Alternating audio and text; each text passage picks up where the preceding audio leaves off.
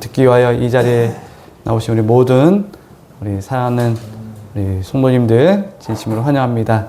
많이 춥죠? 네, 참 어둡고 추운 이 밤에 또 하나님의 성전에 오심으로 또 하나님께서 허락하시는 귀한 축복과 또 은혜를 나누는 귀한 시간이 되기를 간절히 소망합니다. 우리 말씀 전에 앞에서 찬양을 인도하신 우리 청년 대신 참 열심히 찬양하는 모습에 참 감동스럽고, 또 앞에 나와서 또 우리 핑크 모자 쓰신 우리 집사님 앞에서도 찬양을 열심히 또 해주심에 참 너무나 감사합니다. 또 열심으로 찬양하는 모습이 참 사랑스럽고 또 하나님 보시기에서 참 존귀와 영광이 되는 시간이 된 것 같습니다.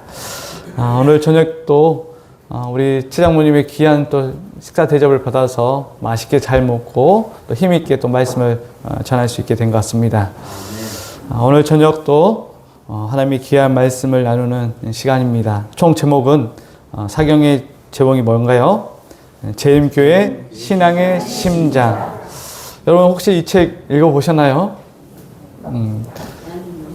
네, 양이 많죠. 그리고 저도 목회자지만 이 책을 보면서 좀 고리타분하다, 힘들다, 이 이야기가.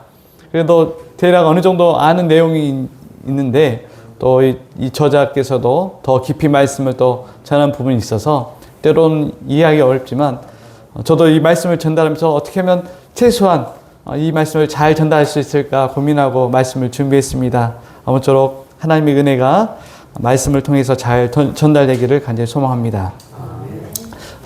오늘은 2장 구약의 제사 제도입니다. 제목 딱 보니까 여러분 이런 구약시대 제사를 공부하려니 참 머리가 아프고 힘들죠. 그러나 함께 말씀을 좀 살펴보도록 하겠습니다. 오늘은 이 구약에 나타난 이 제사 제도가 과연 우리에게 어떠한 메시지를 주는지 이 시간 말씀을 나누고자 합니다. 때로는 레위기나 우리 출애굽기의 제사 규례를 읽으면서 이 복잡한 이 의식과 절차들이 지금과 무슨 관련이 있을까라는 궁금증이 생기기도 합니다. 그러나 에덴 동산에서 시작된 하나님의 구원의 계획이 어떻게 이스라엘의 제사 제도로 발전되었고 결국에는 우리 주 예수 그리스도를 통해 완성됨을 보게 되는데, 이는 복잡한 제사가 구원의 깊은 의미를 전해줌을 깨닫게 됩니다. 오늘 말씀을 통해 에덴 동산이 어떻게 원형적 성소로 불리게 되었고 부족장 시대의 제사부터 시작하여 이스라엘 백성에게 주어진 성소 봉사가 죄인의 회복을 어떻게 애표했는지 함께 살펴보겠습니다. 그리고 이 모든 것이 예수 그리스도 안에서 성취되었음을 확인하며 감사와 찬양을 올려드리길 간절히 소망합니다. 이 성경을 우리가 자세히 살펴보면 창세기 2장에서 3장에 기록된 이 에덴 동산의 모습이 나옵니다. 그런데 이 에덴 동산이 마치 무엇과 같느냐, 어떤 무엇과 관계가 있느냐, 바로 성소와 관계가 됐다는 거예요. 성소. 훗날 이스라엘 백성들이 지어질 이 성소, 성막은 또 솔로몬 성전과 여러 면에서 유사한 면모를 지니고 있다는 사실을 발견하게 됩니다. 예를 들어 에덴 동산의 동쪽 입구는 우리가 알다시피 아담과 하와가 죄를 범죄한 후에 어디로 나갔어요? 에덴 동산으로 쫓겨 나갔습니다. 이는 훗날 성막이나 성전 출입구가 동양을 바라보게 한 것과 짝을 이룬다는 거예요. 그리고 우리가 잘 알고 있듯이 우리가 예수님의 재림을 기다리고 있잖아요. 예수님이 어느 쪽 방에서 온다고 돼 있어요? 네, 동쪽에서 온다고 성경은 말하고 있습니다. 동쪽이라는 방향은 성소적뿐만 아니라 재림의 소망을 향하도록 그 방향을 향하고 있다는 것입니다. 또한 동쪽은 하나님의 백성을 구원하기 위하여 열어둔 하늘문이 존재한다는 사실을 기억하시면 좋을 것 같습니다. 또한 에덴에는 강이 있었대요. 강이 몇 개의 강이 있었다고 말합니까? 4개의 강이 있어요. 4개. 기온, 비온, 유프라테스, 티그리스. 강이 존재하는 이유는 뭘까요, 여러분? 네. 강이 존재한다는 것은 그 주변의 나무와 꽃과 살아있는 짐승들에게 중요한 식수원이 되기 때문입니다. 이처럼 성막에서도요, 물이란 매우 중요한 수단이었습니다. 물은 성소를 정결케 하고 유지하고 제사장들은 성막에서 봉사를 할 때 그들은 정결케 하는 매우 중요한 수단이었어요. 특히 생명나무가 어디 있었죠, 여러분? 에덴 동산의 중심부에 있었습니다. 이처럼 성막에도 생명나무 모양으로 된 금 등대가 중앙에 놓여 있어요. 학자들은 이를 가리켜 에덴 동산을 축소한 신성 공간이라고 말합니다. 이런 유사한 점이 에덴이 인간과 하나님의 온전한 교류를 누렸던 원형적 성소였음을 시사합니다. 죄가 들어오기 전 아담과 하와가 완전한 조화 속에서 하나님을 예비하던 그 공간은 이후 인간이 범죄함으로 파괴된 상태가 되었다는 것입니다. 죄가 들어온 뒤 하나님께서는 범죄한 아담과 하와에게 무엇을 입히셨어요? 가죽옷을 입히셨습니다. 가죽옷. 짐승의 가죽옷. 이는 짐승의 가죽을 얻기 위해서는 반드시 이 짐승이 어떻게 돼야 돼요? 죽어야 돼요. 피 흘림이 있어야 된다는 것입니다. 이처럼 피 흘림을 통한 속죄와 회복의 단서를 제공하고 있어요.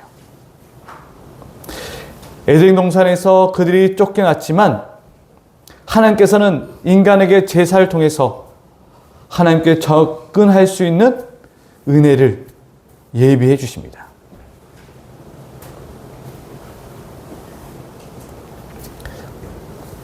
이제 에덴 동산을 넘어서 이 부족장 시대를 살펴보는데요. 특별히 여러분께서 잘 알다시피 인간이 처음 범죄한 후에 성경에 등장한 제사가 나옵니다. 그 제사가 어떤 제사냐? 여러분께서 잘 알고 있는 가인과 아벨의 제사가 나와요. 그런데 여러분, 이 제사가 어떻게 됐습니까? 이 형제들의 제사가 어떻게 됐어요? 예, 맞습니다. 가인이 드렸던 제사는 하나님께서 뭐 하지 않고 연락하지 않고 누구의 제사만? 예, 아벨의 제사만 하나님께서 받아주셨어요. 왜 그러냐? 하나님께서는 반드시 이 제사에는 무엇이 필요하다고 했었어요? 왜 앞서 보다시피 피 흘림이 있어야 돼요. 피 흘림. 제사에는 피 흘림이 있어야 됩니다. 그런데 가인의 제사는 무엇이 없었어요? 피가 없었어요. 피 흘림이 없었습니다. 그래서 신약 히브리서 역시 11장 4절에 믿음으로 아벨은 가인보다 더 나은 제사를 하나님께 드렸다라고 되어 있어요. 왜냐하면 아벨의 제사에는 무엇이 있었다? 피 흘림, 즉 속죄가 포함이 되었다는 거예요. 이처럼 이 부족장 시대에도 제사에는 여전히 피 흘림과 속죄가 필요했어요. 여러분께서 잘 아시는 이 노아 제사, 노아 이야기를 여러분께서 잘 알고 계시죠? 이 노아가 대홍수에 이제 방주에서 나옵니다. 그가 처음 했던 게 무엇이었어요? 제사였습니다. 정결한 짐승을 잡아서 제사를 드려요. 이 제사를 드리자 하나님께서는 그 제사의 향기를 맡으셨습니다. 그리고 예수님께서 말씀하기를 내가 이제는 물로 뭐하지 않겠다. 이 세상을 멸하지 않겠다라고 약속하십니다. 그 약속의 증거로 무엇을 하나님께서 보여주셨어요? 무지개. 여러분 어느 날 비가 내리고 나서 하늘 보면 무엇이 떠 있어요? 무지개를 여러분께서 가끔 보실 때가 있습니다. 그 무지개를 보면 여러분 어떤 생각이 나요? 아, 맞아요. 저도 어렸을 때 무지개 뜨면 아, 노아 할아버지와 하나님께서 약속하신 약속이 저거구나 보게 됩니다. 하나님께서는 이 제사를 통하여서 가장 하나님과의 어떤 관계를 회복할 수 있는 그런 방법을 제사를 통해 알려주셨다는 거예요. 여러분께 한 영상을 보여드리겠습니다.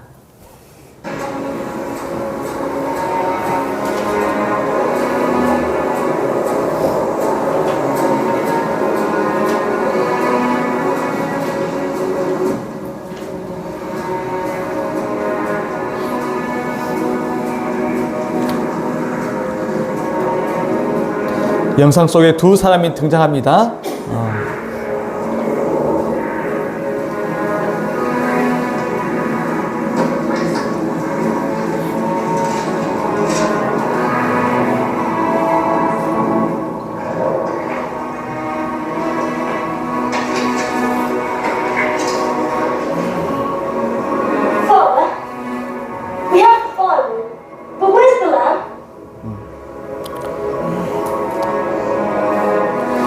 아버지, 우리가 드릴 제사가 어디 있습니까? 라고 물어요.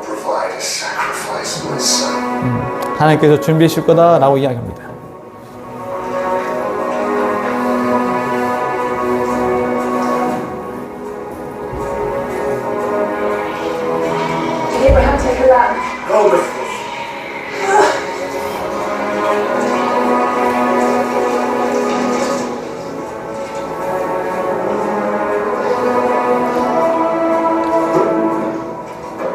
한 어머니가 아들을 찾고 있어요.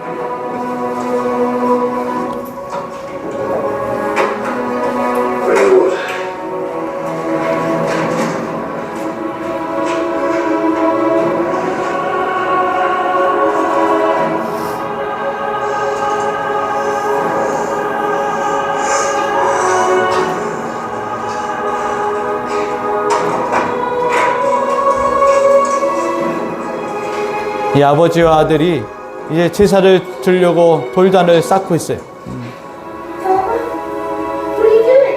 근데 갑자기 아버지가 어떻게 해요? 이 아들을 포박합니다.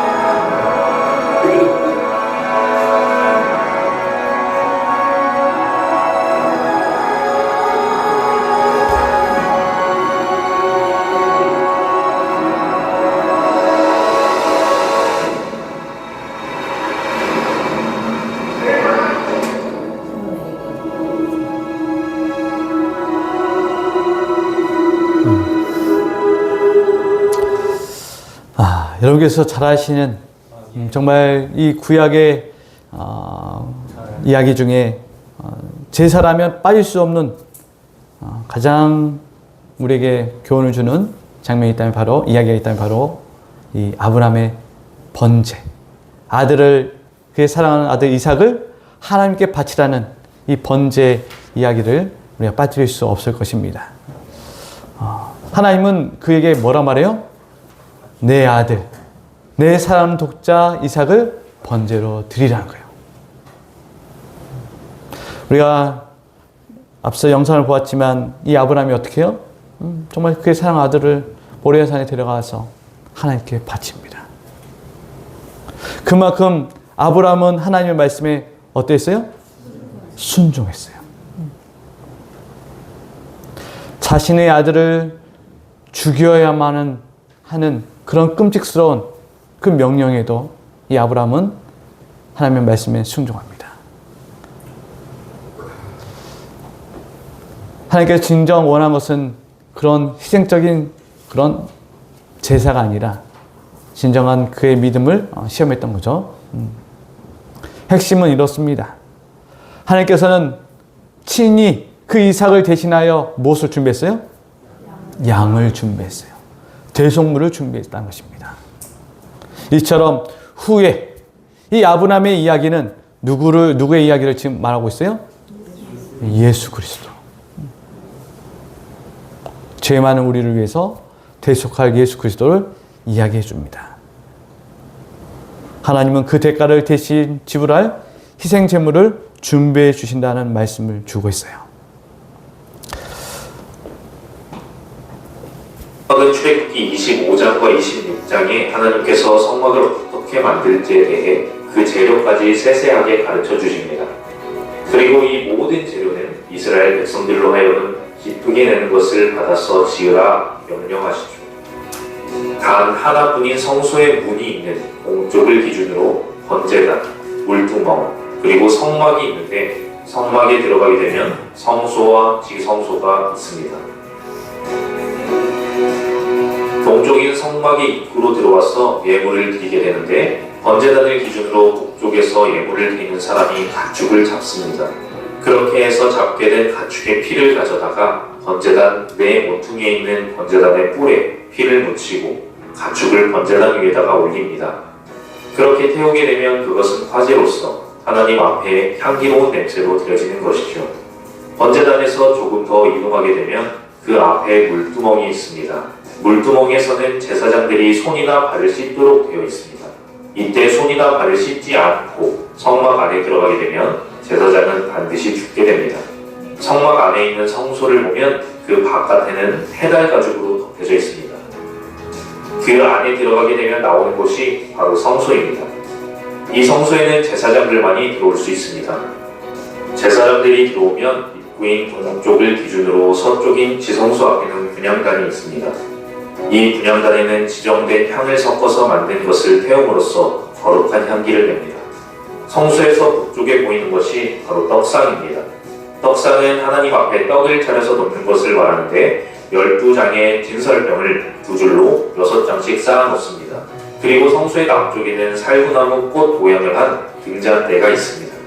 이 성소 안에 더욱 거룩한 곳은 바로 지성소입니다. 지성소에는 대제사장만이 들어갈 수 있는데 1년에 딱 하루 있는 속죄일에만 들어갈 수 있습니다. 이 지성소 안에는 언약궤가 있습니다. 언약궤 위에 있는 것이 바로 속죄소인데 그룹이라고 하는 천사 2명이 서로 날개를 맞대고 언약궤를 덮고 있는 모습을 가집니다. 업궤 안에는 3가지 물건이 들어있습니다. 첫째는 시내산에서 모세가 하나님께로부터 받은 2 돌판이 있고 두 번째는 광야 40년간 하나님께서 먹여주신 만나, 그리고 세 번째는 아론의 쌍난 지팡이입니다. 이렇게 해서 보면 이스라엘 백성 여러분 영상을 보니까 더 공부가 잘 되죠? 네. 이 이스라엘 성소의 핵심은 이렇습니다. 이 성막은 하늘 식약을 따라 만들어졌다는 거예요. 출애굽기 25장 8절 보면 하나님께서 출애굽한 이스라엘 백성들에게 내가 그들 중에 거할 성소를 지어라 라고 말해요. 그래서 이 이스라엘 백성들이 출애굽하는 동안 하나님께서 거하실 무엇을 만들어요? 성소를 만듭니다. 성막을 지어요. 그런데 하나님께서 그냥 짓도록 한 게 아니라 이스라엘 지도자 모세를 통하여 선에서 보인 식양을 따라 지으라 말해요. 그래서 직접 하나님께서 보여줍니다. 모세를 통해서. 그래서 하나님께서 이 땅에 성소를 짓게 하신 것은 왜 성소를 짓게 했을까요?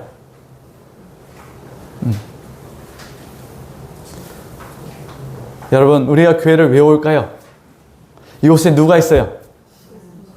하나님이 존재하심을 우리가 믿기 때문에 교회와 예배를 드립니다. 마치 성소가 이 땅에 있는 것은 하나님께서 임재할 수 있는, 거할 수 있는 장소를 만들기 위해서요.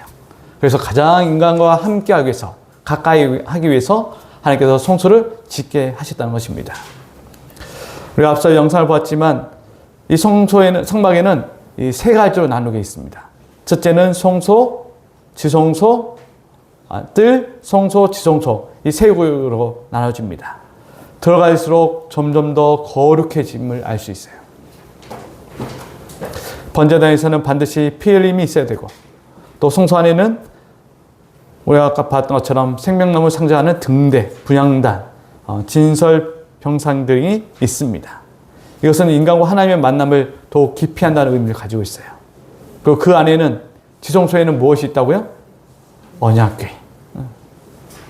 하나님의 임재가 상징하는 속죄소가 그 구름 위에 떠 있다는 것입니다. 그리고 이곳에 대제사장이 1년에 몇 번, 단 한 번만 들어갈 수 있다는 것입니다. 제사장의 역할이 뭘까요, 여러분?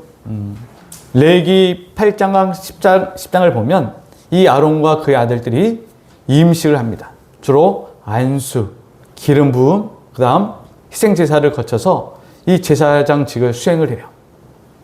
또 한편으로 이 제사장들은 하나님을 대표하고 반대로 이스라엘 백성들을 대표하는 그런 일들을 하고 있습니다.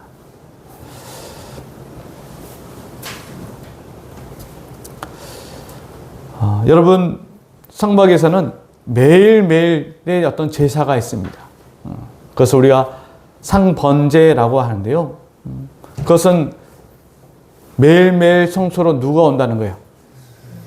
죄를 짓는 사람들이 찾아온다는 거예요. 그래서 그 죄를 속죄하고 없애기 위해서는 반드시 누가 필요해요? 제사장. 그래서 그들이 가져오는 희생제물을 통해서 그들이 하나님께 제사를 드리는데 그것을 뭐라 한다? 번제. 번제래요. 이것은 정말 끊임없이 그들이 이스라엘 백성들 가운데 죄를 범하고 죄를 짓는 자들이 매일 와서 하나님께 제사를 드린다는 것을 말해주고 있습니다. 이처럼 피 흘림이 있는 것은 결국 우리를 위해 예수 그리스도께서 피 흘림을 통하여 우리를 구속함을 이야기해 주고 있습니다. 우리 한 영상을 보여드리겠습니다. And the Lord said unto Moses, Speak unto Aaron thy brother, that he come not at all times into the holy place within the veil before the mercy seat, which is upon the ark, that he die not, for I will appear in the cloud upon the mercy seat. Thus shall Aaron come into the holy place, with a young bullock for a sin offering, and a ram for a burnt offering. He shall put on the holy linen coat, and he shall have the linen breeches upon his flesh, and shall be girded with a linen girdle, and with the linen mitre shall he be attired. These are holy garments. Therefore shall he wash his flesh in water, and so put them on. And he shall take of the congregation of the children of Israel 2 kids of the goats for a sin offering, and 1 ram for a burnt offering. And he shall take the 2 goats, and present them before the Lord at the door of the tabernacle of the congregation.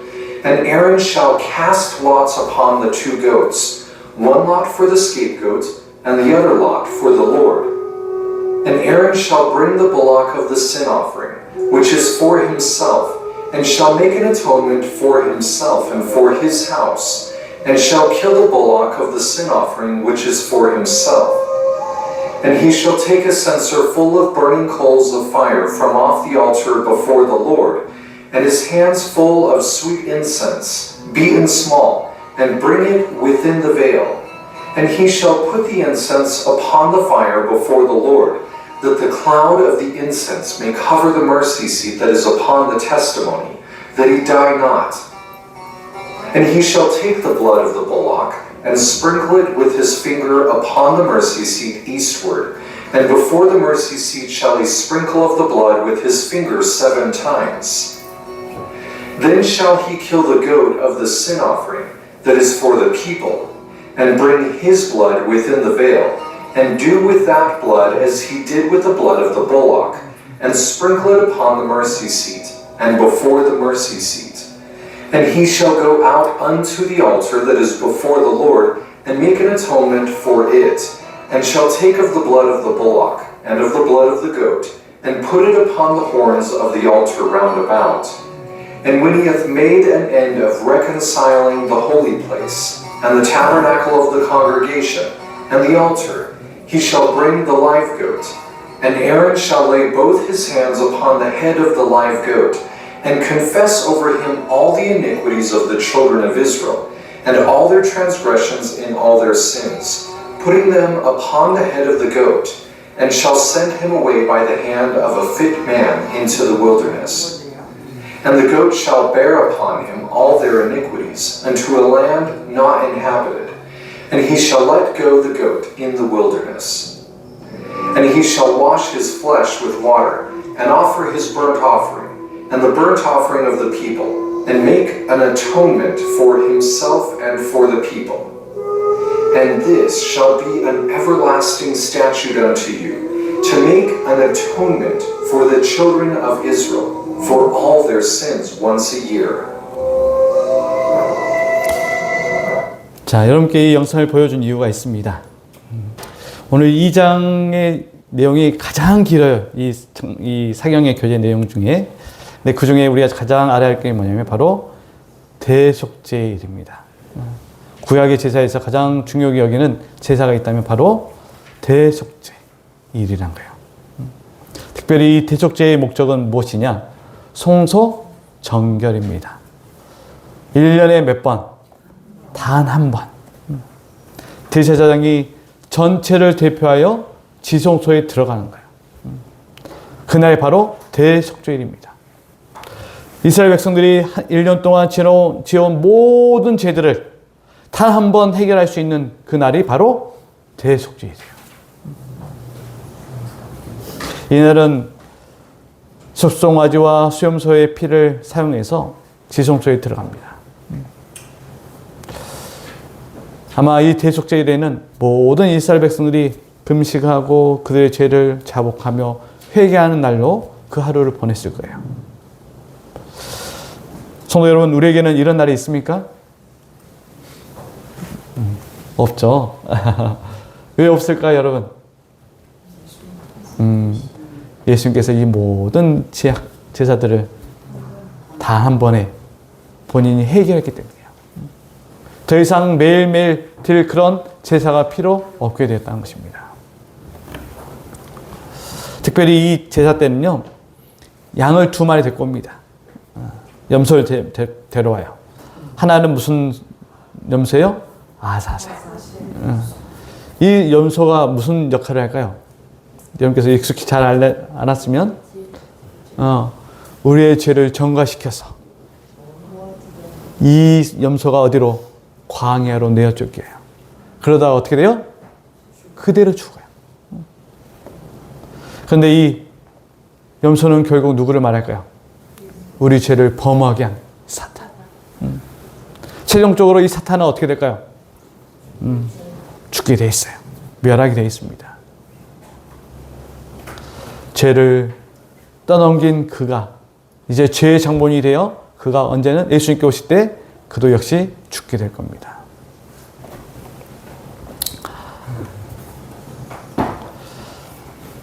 이 대속죄에는 어떤 일도 하지 말고 완전히 하나님을 의지해야만 했습니다. 우리가 할 수 있는 일은 스스로 괴롭게 하며 하나님의 은혜를 온전히 붙드는 것입니다. 하나님은 그 겸비한 백성들을 기꺼이 용서하시고 성소에서 죄를 영원히 제거해 주시는 것입니다. 하나님께서는 히브리서 9장 11절로 12절에 그리스도께서 장래의 좋은 일에 대제사장으로 오사 손으로 짓지 아니한 더 크고 온전한 장막으로 말미암아 자기의 피로 영원한 속죄를 이루셨다. 예수님께서는 단 한 번의 제사를 통하여, 십자가를 통하여 이 우주의 모든 죄를 해결해 주셨음을 우리 모두가 감사하시길 바랍니다.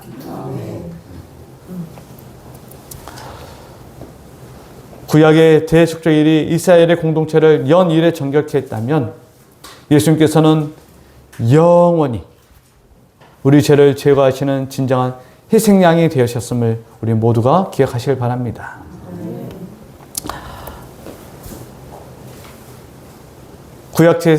구약 제사 제도는 예수님을 통해 누릴 구원을 바라보게 합니다. 모든 것은 예표하고 있어요. 예수님의 죽음을 예표하고 있습니다.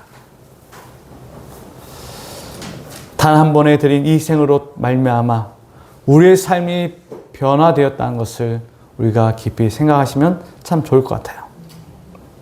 그래서 우리는 예배 때마다 또 매일의 기도의 삶 속에서 정말 예수님의 그 귀한 보혈의 피가 나의 이 더러운 죄를 씻겨준다는 그 사실을 기억하면서 오늘 하루 주어진 이 삶 속에 하나님께 감사와 은혜를 표하는 그런 삶을 살아가는 우리 모두가 되길 간절히 원합니다.